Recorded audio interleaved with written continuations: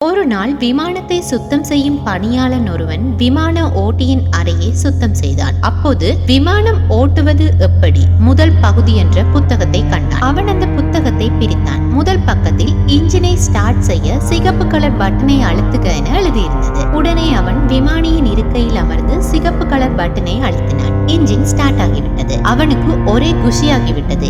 இரண்டாவது பக்கத்தை புரட்டினான். விமானத்தை நகர்த்துவதற்கு நீல நிற பட்டனை அழுத்துக என எழுதியிருந்தது. அவனும் அப்படியே செய்தான். விமானம் நகர ஆரம்பித்தது. வேகமாக ஓட துவங்கியது. இப்போது அவனுக்கு பறக்கும் ஆசை வந்தது. மூன்றாவது பக்கத்தை பிரித்தான். விமானம் உயரே பறப்பதற்கு பச்சை கலர் பட்டனை அழுத்தவும் என்று எழுதியிருந்தது. அவனும் பச்சை கலர் பட்டனை அமர்த்தினான். விமானம் மேலெழும்பி பறக்க ஆரம்பித்தது.